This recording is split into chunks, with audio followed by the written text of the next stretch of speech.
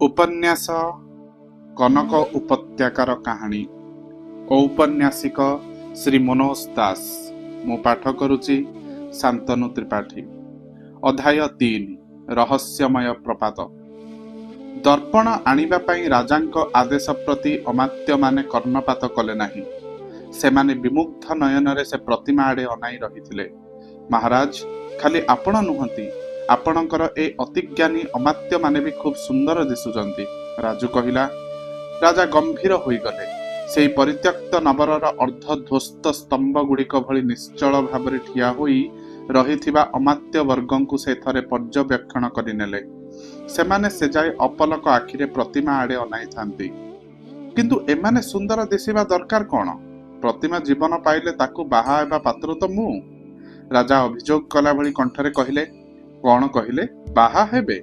राजू चमकी पड़ी भ्रुकुंचन करी प्रश्न कला। आउ? राजूर अबांतर प्रश्न रे राजा आश्चर्य हेले। मु बाहा न हेबी तो सुंदरी जीवन्यास पाइब किया? तोर कौन साधारण ज्ञान नाही? मो मुंड को ए संभावना जुटी नथिला। राजा करुणापूर्ण हस हसिले और कहिले, टोका, सबु कथा जदि तो मुंड को जुटिब तेबे मुंड रहिछि काहेकि? राजा निज मुंड देखाई देले। चंड प्रचंड महाराज, आपणक भली। किंतु राजा राजू को कहिबा को देले नाही। अरे आंबे जानू तू कौन कहूचु? आंब भली योग्य पात्र न हेले एभली सुंदरी कन्या को किए विवाह हेबो? एया तो हा हा। महाराज कहूथिली कि आपणक भली प्रवीण व्यक्ति पक्षरे एभली मूर्ख जनोचित कथा शोभा पाउ नाही। राजू टिके उत्तेजित भावरे कहिला, आंबे मूर्ख? तोर एडे साहस? राजा निश मोड़िले। तोर एडे साहस? अमात्य वर्ग भी एहा कही निज निज नेश मोड़िले। जदिओ सेमानंक भितरु दुई जनंकर जमारू निश नथिला। मुहूर्तक आगुरु आपण केडे उज्जवल दिसुथिले। जदि आपण ए कन्या को विवाह हेबारे किछि असंगति नथांता तेबे सेमिति उज्जवल दिसि थांते। किंतु मुंड को ए दुष्ट बुद्धि आसी जिबा मात्रे पुणी पूर्व परी बोका दिसिलेनी। आपण एका नुहंती, सबु अमात्य माने भी। आंभे बोका? क्रोधरे राजांक कंठ रुद्ध होईगला। आंभे बोका? अमात्य माने? विकट कंठरे प्रश्न कले। तापरे समस्ते एका बेलके राजू उपरकू कूदी पड़िले। किंतु राजू खसीगला। गोटाए गुंडुची भली से एक शिलाखंड उपरु अन्य शिलाखंड उपरकू डेई डेई प्रपात दिगकू अग्रसर हेउथाए। मंत्री और अमात्य माने ताकू धरिबाकू चेष्टा करी खंडिया खाबर हेले। जणे दुई जनक पगड़ी खसी पड़िला। गोड़ खसी जिबा फलरे दुई जन खंडिए शिलाखंड उपरु जोड़िए काकुड़ी भली ओहोली रहिले। प्रपात आगरे जलधारा आड़े पिठी करी छिड़ा होईची। राजू हसिला। अरे बालक, से स्थान बड़ भयंकर। राजा चेतावनी सुनाइले। आपणक संसर्गठू अधिक भयंकर नुहे महाराज, राजू उत्तर देला और प्रपातर निकटतर हेबाकू लागिला। प्रपात उपरे मनोरम इंद्रधनुटीए रत्न मेढ़ भली शोभा पाउथाए। ता थळे राजू टिके देवताटीए भली अपरूप दिसुथाए। प्रपातर पटभूमि रे उच्छल सबुज वृक्षलता शोभित पर्वत माने सकाळर सूर्य लोकरे उद्भासित होई दिव्य दिसुथिले। प्रपातर धूली धूली जलचूर्ण राजू आड़े फुत्कारित होई आसुथाए। राजू दुई बाहु बढ़ाई तार सिंहरण अनुभव कला। महाराज, मु प्रपातर अन्य दिगकू चलिली। से कहिला, बालक, जे सेपारी को जाए से आउ लेउटे आसी पारे नाही। राजा पाटी करी कहिले, हुए तो सेमाने लेउटे आसीबाकू मन करंती नाही। मु किंतु आसीबी प्रतिमार जीवन्यासर रहस्य जानिबा परे। आपण से जाए प्रतिमार सुरक्षा पाई व्यवस्था करिवेटी? राजूर कंठस्वर पर्वतरे प्रतिध्वनि तोलिला। राजा चमत्कृत होई अनाई थांती। हठात चेती उठी से कहिले, हाँ हाँ, आंभे तार सुरक्षा व्यवस्था करिबु। से तो आंभ पाई लडू भली गोटाए नुहे, पाछियाई लडू भली। जी ताकू छुईब से तार मुंडटी हराइब।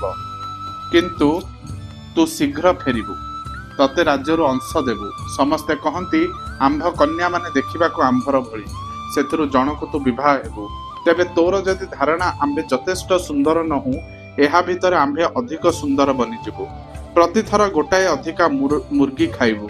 दिनकू दुई थर क्षीर हेबु। जीवन रे पुणी सकाळुआ पवन आंभको स्पर्श करिब, ताकू से सुजोग देबु नाही। चंद्र प्रस्त प्रस्त मेघ भितर क्रमे पूरापूरी लुचिगला भली राजूर चेहरा प्रपातर प्रस्त प्रस्त जलधारा भितर क्रमे झापसा होई तापरे पूरापूरी हजिगला। प्रपात टपी जिबा पाई केते समय लागिगला से कथा राजू बुझी पारला नाही। ମନେ ହେଉଥିଲା ପାଦ ତଳର ମାଟି ଯେପରି ତୀବ୍ର ଗତିରେ ବିପରୀତ ଦିଗକୁ ଅପସରି ଯାଉଛି ଏବଂ ସେଥିପାଇଁ ପ୍ରତି ପଦକ୍ଷେପରେ ସେ ଅତିକ୍ରମ କରୁଛି ଏକ ଯୋଜନା ପଥ। ପ୍ରପାତ ସେପଟେ ବ୍ୟାପି ରହିଥିଲା ଏକ ପାର୍ବତ୍ୟମୂଳକ କନକ ଉପତ୍ୟକାଠୁ ତାହା ଭିନ୍ନ ନୁହେଁ, ଅଥଚ ଭିନ୍ନ। ମନେ ହେଲା ସୂର୍ଯ୍ୟ ଯେପରିକି ସେଠି କେବେ ବିଶେଷ ପ୍ରଖର ହୁଏ ନାହିଁ। ବୃକ୍ଷଲତା ପ୍ରଚୁର, କିନ୍ତୁ ଫୁଲ ଫୁଟେ ନାହିଁ। ଭଲ ଭାବରେ ଚତୁର୍ଦିଗ ଦେଖିବା ନିମନ୍ତେ ରାଜୁ ଗୋଟାଏ ପାହାଡ଼ ଉପରକୁ ଉଠିଗଲା।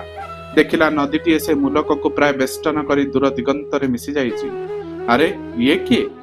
ରାଜୁ ଏ ବିକୃତ କଣ୍ଠସ୍ୱରରେ ଚମକି ପଡ଼ି ପଛକୁ ଚାହିଁଲା। ଖଣ୍ଡିଏ ଉଚ୍ଚତର ଶିଳା ଉପରୁ ଜଣେ ବକ୍ର ଦାଢ଼ିବନ୍ତ ବ୍ୟକ୍ତି ତା ଆଡ଼କୁ ଆସୁଥିଲା। କିଏ ତମେ? କଣ କରୁଛ ଏଠି? ଆଶ୍ଚର୍ଯ୍ୟ ହୋଇ ପଚାରିଲା ବକ୍ର ଦାଢ଼ିବନ୍ତ। ମୁଁ ରାଜୁ, କିଛି କରୁନାହିଁ। ତମେ? ତମ କଥାର ଢଙ୍ଗ ବଡ଼ ଉଦ୍ଧତ ମନେ ହୁଏ ତରୁଣ। ମୁଁ ଏଇ ଜ୍ଞାନ ବିଜ୍ଞାନ ରାଜ୍ୟର ପୁରୋହିତ ତଥା ଏହାର ସୀମାନ୍ତର ପ୍ରଭୁ। ତମର ଉଦ୍ଦେଶ୍ୟ? ବକ୍ର ଦାଢ଼ିବନ୍ତ ଉତ୍କଣ୍ଠିତ ଭାବରେ ପ୍ରଶ୍ନ କଲା। ମୁଁ ଦୂର ପଥର ଯାତ୍ରୀ। ଏ ରାଜ୍ୟ ଅତିକ୍ରମ କରିଯିବା ବ୍ୟତୀତ ମୋର ଅନ୍ୟ ଉଦ୍ଦେଶ୍ୟ ନାହିଁ। ରାଜୁ ସହଜ ଭାବରେ ଉତ୍ତର ଦେଲା। ବକ୍ର ଦାଢ଼ିବନ୍ତର ତୀବ୍ର ଦୃଷ୍ଟି ଆଗରେ ଗଣ୍ଡାର ବି ଭୟରେ ଶିହରି ଉଠେ। ତେଣୁ ରାଜୁକୁ ଏଭଳି ନିର୍ଭୟ ଦେଖି ସେ ବିସ୍ମିତ ଓ ବିରକ୍ତ ହେଲା। ତେବେ ଉପରକୁ ସେ ଭଦ୍ର ବ୍ୟବହାର କରିବାକୁ ସ୍ଥିର କଲା। ତରୁଣ, ତମକୁ ସ୍ୱାଗତ କରୁଛି। ଏଇ ନଦୀ ସନ୍ତରଣ ଦ୍ୱାରା ପାରି ହେଲେ ହେଲା, ତେଣିକି ଜାଣିକି ମନ ଯାଅ। ରାଜୁ ସେ ବୃଦ୍ଧଠୁ ଶୀଘ୍ର ଖସିଯିବାକୁ ବ୍ୟଗ୍ର ହେଉଥିଲା। ସେ ତତ୍କ୍ଷଣାତ୍ ନଦୀ ବକ୍ଷକୁ ଲମ୍ଫ ଦେଲା ଓ ଅନ୍ୟ ତୀରରେ ଉଠିଲା। ଆଶ୍ଚର୍ଯ୍ୟର କଥା, ସେ କୂଳକୁ ଉଠିବା ବେଳକୁ ସେଠି ଠିଆ ହୋଇଥିଲା ସେ ବୃଦ୍ଧ। ତମେ କେତେବେଳେ ନଦୀ ପାର ହେଲ? ରାଜୁ ପ୍ରଶ୍ନ କଲା। ମୁଁ ସେ ପାରିରେ ମିଳେଇ ଯାଇ ଏ ପାରିରେ ପୁଣି ଜମାଟ ବାନ୍ଧିଗଲି, ବାସ୍। ଆଶ୍ଚର୍ଯ୍ୟ, ଏହା ସମ୍ଭବ? ସମ୍ଭବ। ବୃଦ୍ଧ ସତେ ଅବା ସେ ପ୍ରଶ୍ନ ଆଶା କରୁଥିଲା। ସେ ସଂକ୍ଷେପରେ ବୁଝାଇ ଦେଲା। ଆମ ଦେହ କେତେକ ଶକ୍ତି ତରଙ୍ଗର ସ୍ଥୂଳ ରୂପ। ଯିଏ ଉପାୟ ଜାଣେ ସିଏ ତା ଦେହକୁ ଶକ୍ତି ତରଙ୍ଗରେ ପରିଣତ କରି ପୁଣି ସେ ଶକ୍ତି ତରଙ୍ଗକୁ ଦେହରେ ପରିଣତ କରିପାରିବ। ବୁଝିଲ? ନା ବାବୁ, ବୁଝିବା ଏତେ ସହଜ ନୁହେଁ। ଏହା ଜ୍ଞାନ ବିଜ୍ଞାନ ରାଜ୍ୟ, ତଥାପି ଏ ଜ୍ଞାନଟି ଅଳ୍ପ କେତେଜଣ ଭିତରେ ସୀମାବଦ୍ଧ। ଏ ରାଜ୍ୟର ନାଗରିକ ହେବା ପରେ ଅଧିକ ବୁଝିବ। ଆସ, ତମକୁ ନୂଆ ନାମଟିଏ ଦିଏ, ନହେଲେ ତମେ ଆମର ନାଗରିକ ହୋଇପାରିବ ନାହିଁ। ବକ୍ର ଦାଢ଼ିବନ୍ତ ଗମ୍ଭୀର ହୋଇ କହିଲା। ରାଜୁ ତ କିଛି ମନ୍ଦ ନାମ ନୁହେଁ। ପଛରୁ ମେଣ୍ଢା ମୁଣ୍ଡିଆ ଖାଇଲା ଭଳି ଚମକି ପଡ଼ିଲା ବୃଦ୍ଧ। ତମେ ତମ ନାମ ମନେ ରଖିଲ କିପରି? ସେ ଉତ୍ତେଜିତ ଭାବରେ ପ୍ରଶ୍ନ କଲା। କାରଣ ଏଇଟା ମୋର ନିଜସ୍ୱ ନାମ, ବିଶେଷ ଲମ୍ବା ନୁହେଁ କି ଜଟିଳ ନୁହେଁ। ତରୁଣ, ତମେ ଜାଣ ନା, ଯେ ଥରେ ନଦୀ ପାରି ହବ ସେ ତାର ପୂର୍ବ ଜୀବନ ସମ୍ପୂର୍ଣ୍ଣ ପାସୋରି ଦେବ। ନହେଲେ ସେ ରାଜ୍ୟର ନାଗରିକ ହେବ କିପରି? ତମ ରାଜ୍ୟର ନାଗରିକ ହେବା ପାଇଁ ମୋର କେଉଁ ଗରଜ? ରାଜୁ ବୃଦ୍ଧଠୁ ଘୁଞ୍ଚିଗଲା। ତରୁଣ, ତମେ ଉଦ୍ଧତ। ଏ ଜ୍ଞାନ ବିଜ୍ଞାନ ରାଜ୍ୟର ନାଗରିକ ହେବା ସୌଭାଗ୍ୟର କଥା। ମୁଁ ବେଶ କେତେଜଣ ପ୍ରଥମଷ୍ଟଙ୍କୁ ନାଗରିକ କରିଛି। ତମ ଭିତରେ କିଛି ଗଲଦ ଅଛି ନିଶ୍ଚୟ। ବୃଦ୍ଧର ସ୍ୱର କୁପିତ ଶୁଣାଗଲା। ରାଜୁ ମନେ ମନେ ହସିଲା। ତା ଭିତରେ ନିଶ୍ଚୟ ଗଲତ କିଛି ନାହିଁ ବୋଲି ସେ ତାର ସ୍ମୃତି ଅତୁଟ ରଖିପାରିଲା। ହଠାତ୍ ତାର ମନେ ହେଲା ପ୍ରତିମା ଆଙ୍ଗୁଳିରୁ ତା ଆଙ୍ଗୁଳି ଭିତରକୁ ଖସି ଆସୁଥିବା ମୁଦିଟି ଯୋଗୁଁ ହିଁ ନଦୀର ସେଭଳି ଭୟଙ୍କର ପ୍ରବାହରୁ ସେ ମୁକ୍ତ ରହିପାରିଛି। ତମେ ଆଉ ଥରେ 2 ଥର ନଦୀରେ ସନ୍ତରଣ କଲ? ବୃଦ୍ଧ ନିର୍ଦ୍ଦେଶ ଦେଲା। ନା, ମୋର ସେଭଳି ପ୍ରବୃତ୍ତି ନାହିଁ। ପୁଣି ଔଦ୍ଧତ୍ୟ? ତମର ପ୍ରବୃତ୍ତି ଥିବା ନଥିବାର ପ୍ରଶ୍ନ କିଏ ଉଠାଉଛି? ଏହା ମୋର ଆଦେଶ। ଏହା କହି ବୃଦ୍ଧ ହାତ ତାଳି ଦେଲା। ରାଜୁ ଚମତ୍କୃତ ହୋଇ ଲକ୍ଷ୍ୟ କଲା ସେ ଧ୍ୱନିର ପ୍ରତିଧ୍ୱନି କ୍ରମେ ଦୁର୍ବଳ ହେବା ପରିବର୍ତ୍ତେ ଅଧିକ ପ୍ରବଳତର ହେଉଥିଲା। ଏମିତି ମଜାଦାର ପ୍ରତିଧ୍ୱନି ମୁଁ କେବେ ଶୁଣି ନାହିଁ। ରାଜୁ କହିଲା। ଏହା ଆମର ଗୋଟାଏ ବୈଜ୍ଞାନିକ କରାମତି। ତମକୁ ମଜାଦାର ମାତ୍ର ଲାଗିବ, ତାହାଠୁ ବେଶୀ କିଛି ନୁହେଁ। ବୃଦ୍ଧର ଏ ମନ୍ତବ୍ୟ ଉପରେ ରାଜୁ କିଛି କହିବା ପୂର୍ବରୁ ଭିନ୍ନ ଭିନ୍ନ ଦିଗରୁ ପ୍ରହରୀ ଦଳ ଭଳି ମନେ ହେଉଥିବା ଲୋକେ ତା ଆଡ଼କୁ ଦୌଡ଼ି ଆସୁଥିବାର ସେ ଦେଖିଲା। ଧର ଏ ତରୁଣକୁ। ବୃଦ୍ଧ ରୁକ୍ଷ ଭାବରେ ଆଦେଶ ଦେଲା। ରାଜୁ ହରିଣ ଗତିରେ ଦୌଡ଼ି ପଳାଇଲା। ସେମାନେ ତାକୁ ଅନୁଧାବନ କଲେ। ଛୋଟ ଛୋଟ କେତେକ ପାହାଡ଼ ଅତିକ୍ରମ କରି ସେ ପହଞ୍ଚିଲା ଏକ ଉପତ୍ୟକାରେ।